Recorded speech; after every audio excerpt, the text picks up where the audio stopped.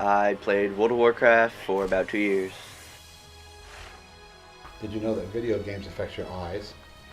That affects your sleep. It affects what we call a musculoskeletal part of your body. But you really can't beat this game, so it's just like you want to keep playing it. I don't like video games because young people, especially boys, spend a lot of time playing video games. I might have been able to, but it would have been hard. It wouldn't have been just just cut off. I'd probably stop gradually. MMOs can be very addicting. It is, yeah, it's really addictive. Imagine a world where it doesn't matter who you are or where you live, and you can be whoever you want with unlimited power and possibility. Thus is the world of Warcraft. World of Warcraft is known as an MMORPG, a massive multiplayer online role-playing game. These types of games are played in real time and are never-ending. Humans, rather than computers, control the characters, making this genre of gaming rewarding to the player in many ways. Friends and relationships can be created, giving players an intimate bond to the game.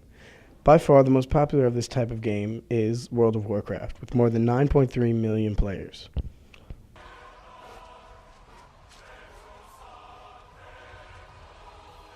My cousin Jack. I first heard about WoW from my friends who were previously interviewed, and from another friend, but same group of friends. My brother and his friends played it, and then I just picked it up.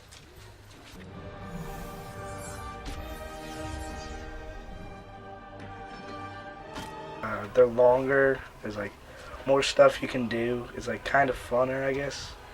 Cause like when you like beat another game, it's like you don't want to play it again. But you really can't beat this game, so it's just like you want to keep playing it. It's like a social site, except as a video game. It's like if you mixed Facebook with a video game. Well, they're never ending. They continue. There's always quests to do. There's always like better armor to get. There's never really a plot to the game. It's just you level and it's over and you play. Warcraft has no end, and it just keeps going, and it's crazy because it has its own economy, and just people just get addicted to that stuff.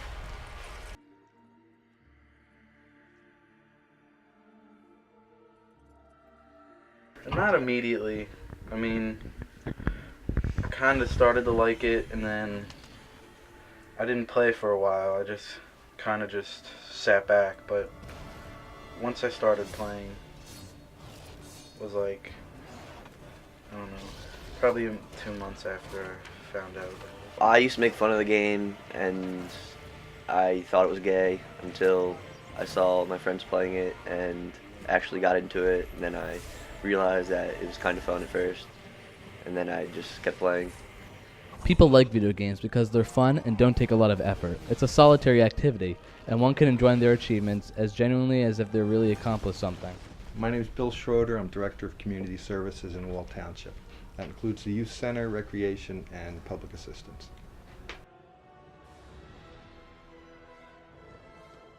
I don't like video games because young people, especially boys, spend a lot of time playing video games and tend to look at it as an actual extension of themselves psychologically, where, oh, I really trashed you, oh, I can kill you in Halo 3. Big deal. There's no skill involved, in my opinion. It doesn't help your intelligence. It doesn't do anything. Maybe it makes your thumbs thicker. I don't know. But I've noticed that this generation of young people who are raised on video games have less developed social skills than kids in previous generations. My name is John Najar. I was a principal in Wall Township for many years, principal of Central Old Mill School, and West Belmore.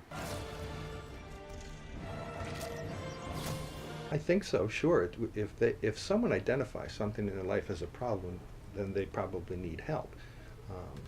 It may not be an addiction professional, or it may not be seen as an addiction, but it can be seen as a type of behavior that is compulsive or beginning to take over in a way that they're unhappy with. Although we're not allowed to basically say, the AMA says we can't use the word addiction with video games, although in the next year or two when they have the convention, they will actually make it an actual addiction. We call it a compulsive obsessive disorder.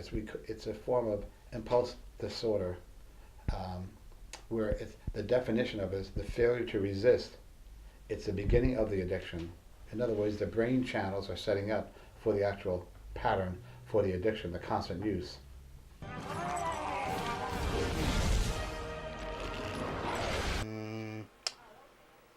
From like 3 to like 9.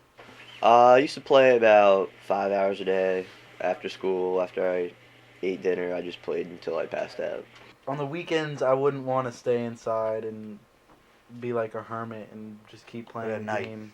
But when I got home, like late at night, I would play endlessly into the night. Video game addiction or video game overuse is excessive or compulsive use of computer and video games that interferes with daily life. A video game addict is known to isolate himself from the outside world, entirely consumed by in-game achievements. Players may play many hours of the day, disrupting sleep patterns.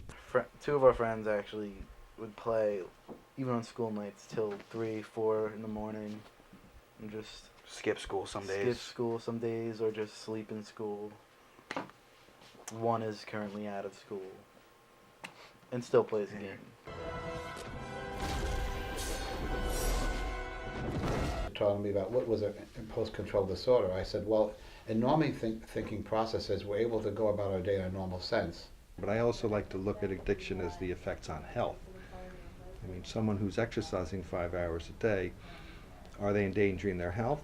I don't know, but if someone's shooting heroin 5 hours a day, they're probably endangering their health as well as most of the relationships in their life.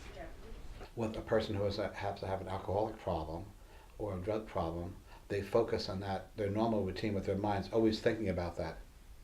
So we call that in the brain, the limbic system of the brain starts to activate. And once the limbic part of the brain starts to activate, we are compelled to do this activity. We lose the ability to resist the activity.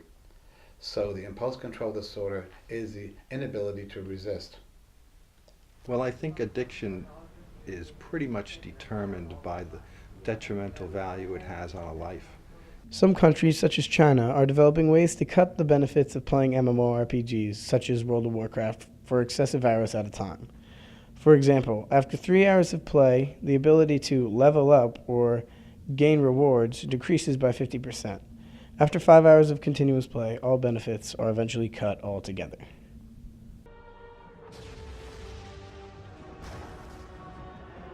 That sucks.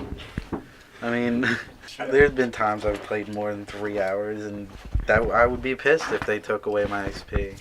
If he was here in the U.S., I probably wouldn't play because I used to be on for more than 3 hours, and that would probably just aggravate me. If they logged me off after 5 hours, I'd be pissed. Because if I'm playing for 5 hours, I'm obviously into it, so... I don't know if that's going to work because it just fuels anger. You're telling people they have a problem. Whether people believe it or not, there is video game addiction out there.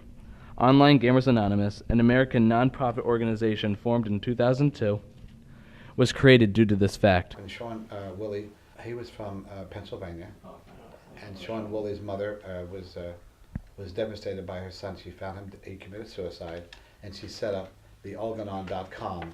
Algernon.com is the first 12-step program for video computer game addictions. It depends upon the level of their loss of their ability to resist. You get to a certain point, I call it a threshold of resistance. Most people can say, yeah, I've played a lot and that's enough for today. When you go past that, I've played or not, then you're going that threshold of the inability to resist. And that's when that happens.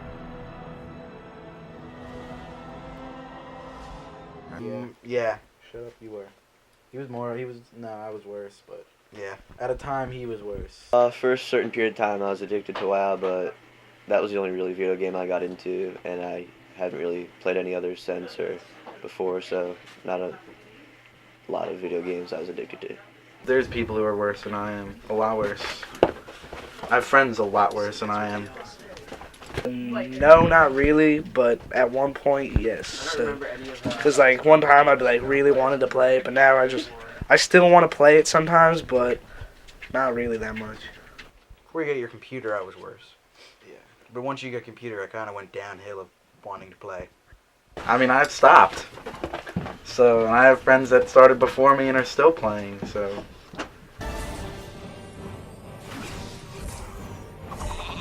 It's a major concern, and I want to use the word, it's an emerging addiction.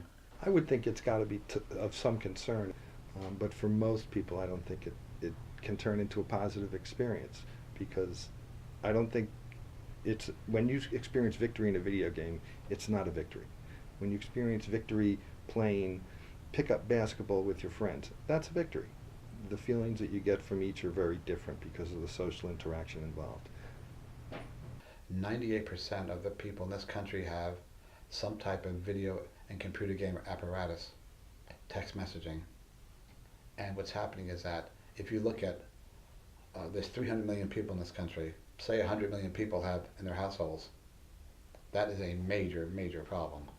Not that they have them in their household, but it's the use or excessive use of these particular gadgets, electronic gadgets. We have to start early to stem the tide of this emerging addiction. Whether or not any of the 9.3 million subscribers to WoW are addicted to the game is a matter of debate. Certainly, those who avoid or neglect their loved ones in the real world in order to play endless hours of WoW have the beginnings of some serious problems.